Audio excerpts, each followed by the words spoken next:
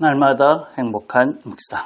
야고보서 11번째 하늘의 지혜, 세상의 지혜입니다. 하나님 말씀은 야고보서 3장 13절에서 18절까지의 말씀입니다. 너희 중에 지혜와 청명이 있는 자가 누구냐? 그는 선행으로 말미암아 지혜에 온유함으로 그 행함을 보일지니라. 그러나 너희 마음속에 독한 시기와 다툼이 있으면 자랑하지 말라. 진리를 거스려 거짓말하지 말라. 이러한 지혜는 위로부터 내려온 것이 아니요 땅의 것이요 정욕의 것이요 귀신의 것이니 시기와 다툼이 있는 곳에는 혼란과 모든 악한 일이 있습니다. 오직 위로부터 난 지혜는 첫째 성결하고 다음에 화평하고 관용하고 양순하며 긍휼과 선한 열매가 가득하고 편견과 거짓이 없나니 화평하게 하는 자들은 화평으로 심어 의의 열매를 거두느니라. 아멘. 자, 묵상질문 1번입니다. 지혜 있는 자인지 어떻게 확인해 갈 수 있습니까? 오늘 보니까 지혜와 청명이 있는 자가 누구냐 그렇게 얘기합니다. 지혜라는 것은 여러 가지 얘기할 수 있지만 하나님을 경외하는 것이다. 그것이 모든 지혜의 근본이다. 하나님을 경외한다.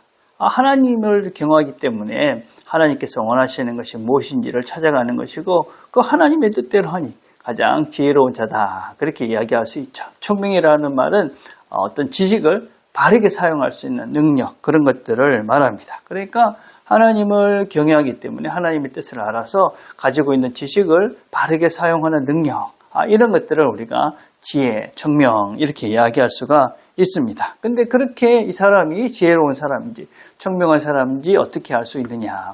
그 사람이 행한 것들을 보면 그리고 그 행한 것의 결과가 선하다, 좋은 것이다 하는 것을 보면 그 사람이 지혜로운 사람인지 지혜롭지 않은 사람인지를 알 수 있다 하는 것입니다.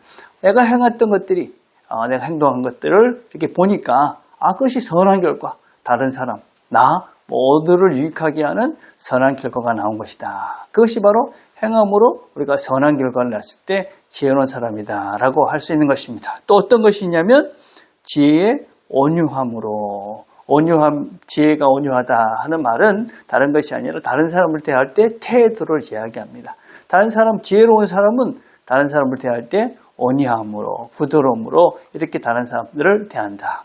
그래서 우리가 이 사람이 지혜 있는 사람인지는 그 삶의 결과, 행동한 것들이 선하고 그리고 그 사람이 다른 사람들을 대할 때 온유함으로, 부드러운 마음으로 대하는 사람들을 보면 지혜로운 사람이다 하는 것을 우리가 볼 수 있다. 그렇게 이야기합니다. 자, 2번입니다. 땅에 속한 지혜는 어떠한 것들이라고 말하고 있습니까? 땅에 속한 것들의 특징, 땅의 지혜, 이런 것들은 시기, 다툼, 혼란, 악한 결과, 이런 것들을 이야기합니다. 이 다툼이라고 번역된 말은 이기적인 야심입니다. 자기의 욕심을 채우기 위해서 다른 사람들이 어떻게 된 게 상관없이 자기의 욕심만 채우는 그런 이기적인 그런 욕심, 야심을 말합니다. 그래서 이것은 정욕, 탐심의 그런 결과물입니다. 그래서 그것은 나뿐만 아니라 너에게도 해로운 것이다. 이렇게 이야기할 수가 있습니다. 그래서 시기, 다툼 이런 것들은 결국은 나뿐만 아니라 너도 나쁘게 하는 것이죠. 그게 무엇입니까? 그게 어디서부터 오는 것이기 때문에 그렇습니까? 이것은 땅의 것이요, 정욕의 것이요, 귀신의 것이다. 사탄 마귀가 우리한테 그런 마음을 정욕을 불어넣고 그래서 막 그냥 땅의 것만 추구하도록 그렇게 만드는 것이죠. 사단의 도구다 하는 것입니다. 사단의 도구. 그 사단의 도구인지를 어떻게 알 수 있냐? 결국 결과가 혼란한 것입니다. 악한 결과가 나오는 것이죠. 다툼이 있고 싸움이 있고 전쟁이 있고 그래서 서로를 다 미워하도록 만드는 그런 혼란과 악한 결과를 낳게 됩니다. 그래서 우리가 어떤 분란이 있고 어떤 서로의 다툼이 있고 싸움이 있고 이런 것들 속에서는 무엇이 있는 것이냐? 위에 있는 지혜가 아니라 하늘의 지혜가 아니라 땅의 지혜, 시기와 질투와 다툼의 결과물들이 결국은 우리를 혼란스럽게 한다. 공동체를 혼란스럽게 하고 나를 혼란스럽게 한다. 자, 3번입니다. 위로부터 난 지혜, 즉 하나님이 주신 지혜의 특성은 어떠한 것입니까? 오늘 보니까 성결, 화평, 관용, 양순, 긍휼, 편견이 없는, 거짓이 없다. 그렇게 이야기를 하고 있습니다. 제일 첫 번째 나오는 것이 성결입니다. 이 성결, 이것은 무엇이냐면 둘로 나눠지지 않는 한 가지에 집중된 마음을 이야기합니다. 그러니까 하나님께 딱 집중된 이 마음, 그것이 시작인 것입니다. 우리가 위로부터 난 하나님께로부터 난 지혜의 특징은 하나님께 집중된 그 마음에서부터 시작이 되는 것입니다. 그렇게 하나님께 집중이 딱 되니까 하나님 원하시는 화평과 또 하나님 원하시는 그런 넓은 마음과 또 주님처럼 그렇게 온순한 마음과 다른 사람들을 긍휼히 여기는 마음과 거짓과 편견이 없는 그런 지혜로운 그런 마음과 그런 태도와 그런 말들을 하게 될 수밖에 없게 되어집니다. 그래서 결국은 그 결과물로 나타나는 것이 평화죠.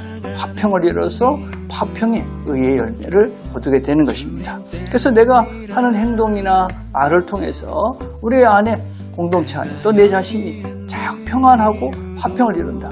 다툼이 아니고 서로 경쟁이 아니고 서로 싸움이 아니고 평화를 이루어내고 있다. 화평을 하고 너와 내가 분리된 것들을 연결시켜 나가고 있다. 그렇다면 나는 위로부터 난 지혜로운 사람이다. 여러분 그래서 위로부터 난 이런 지혜로운 사람들은 삶의 현장 속에서 평화를 만들고 평화로우니까 너뿐만 아니라 나도 평안을 누리는 그런 사람들이 됩니다.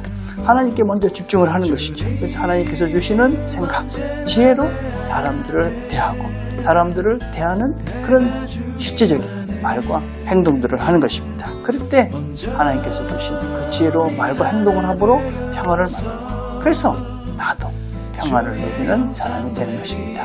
오늘도 하나님께서 주시는 지혜로 평안을 누려가시는 저와 여러분 되기를 간절히 바라겠습니다. 함께 드릴 기도는 위로부터 난 지혜가 충만한 사람이 되도록 기도했으면 좋겠습니다. 기도하겠습니다. 하나님 감사합니다. 오늘도 우리가 어떤 것이 지혜로운 것인지 하나님께서 주신 지혜가 무엇인지를 배웠습니다.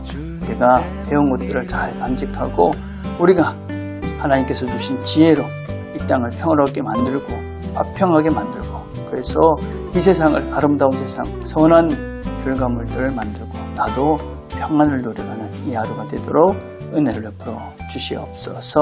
예수님의 이름으로 기도드립니다. 아멘.